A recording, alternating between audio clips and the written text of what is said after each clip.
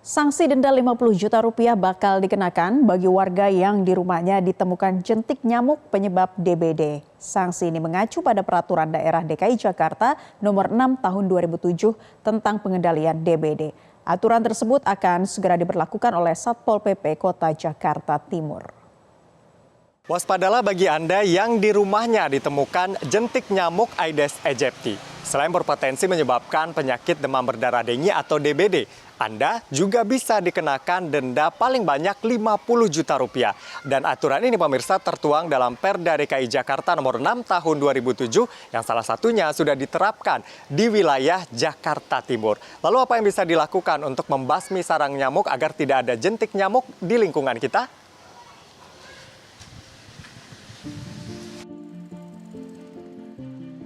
Rp50 juta adalah besaran denda yang dikenakan bagi setiap orang yang di tempat tinggalnya ditemukan jentik nyamuk Aedes aegypti atau Aedes albopictus. Opsi lainnya, yakni pidana kurungan maksimal 2 bulan.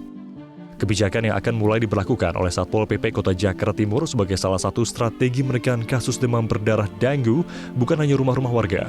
Perda ini juga berlaku untuk tempat ibadah, tempat usaha, sekolah, hingga fasilitas kesehatan. Dalam pemberlakuannya, para pelanggar tidak langsung dikenakan denda.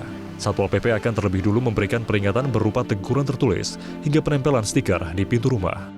Jika masih ditemukan jentik nyamuk, barulah dilakukan sidang tindak pidana ringan untuk menjatuhkan sanksi pelanggaran perda. Namun warga Jakarta mengaku belum mengetahui secara rinci soal adanya aturan tersebut. Menurut salah seorang warga, seharusnya pemerintah daerah terlebih dulu melakukan sosialisasi masif terkait kebijakan ini. Apalagi, denda yang dikenakan cukup besar. Setuju sih, asal pemerintah penyuluhannya harus lebih merata lagi. Ya harus dikasih peringatan dulu, jangan langsung main denda aja gitu kan. Orang nggak tahu kasihan itu. Selama ini, Ilham mengaku hanya melakukan tips sederhana 3M, yaitu menutup, menguras, dan mengubur. Atau mendaur ulang kembali barang yang berpotensi menjadi genangan air. Ia juga rutin mengikuti kegiatan bersih-bersih bersama warga di lingkungan tempat tinggalnya untuk membasmi sarang nyamuk. Ia berharap, sebelum menegakkan perda dilakukan, masyarakat harus benar-benar teredukasi tentang pemberantasan sarang nyamuk yang menjadi sumber penyakit DBD. Untuk menjaga DBD sih saya biasanya ya bersih-bersih rumah aja sih, kayak menguras, kayak mengubur menutup gitu kan, kayak ya hal-hal kecil kayak kita harus menghindari jentik-jentik nyamuk lah gitu. Di lingkungan sini sih biasanya kayak ada bersih-bersih, gotong royong gitu ya, kayak selokan sih. Baru-baru ini juga ada bersih-bersih juga, fogging juga kan. Setiap itu juga terlalu rutin aja sih. Pemberantasan sarang nyamuk dapat dilakukan dengan 3M+, di mana langkah plusnya bisa dilakukan dengan memelihara tanaman pengusir nyamuk.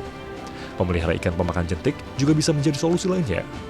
Sementara, untuk proteksi diri, bisa dilakukan dengan menyemprotkan obat nyamuk atau lotion anti nyamuk, memakai kelambu, hingga menutup lubang masuknya nyamuk.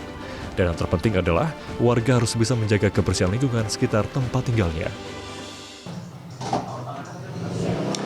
Ya pemirsa, tentunya hal yang paling sederhana yang bisa dilakukan adalah dengan 3M+, yakni menguras, lalu kemudian menutup dan juga mendaur ulang barang-barang yang tidak terpakai sehingga tidak menjadi sarang nyamuk. Selain itu untuk plusnya, ini sudah banyak hal yang bisa dilakukan, diantaranya juga memakai obat nyamuk, lalu memakai kain kasa dan juga bersih-bersih lingkungan. Dan tentunya upaya yang dilakukan ini bisa menghindarkan Anda dari bahaya penyakit demam berdarah, sekaligus juga bisa menghindarkan Anda dari denda Rp50 juta seperti yang diatur dalam Perda Nomor 6 Tahun 2007.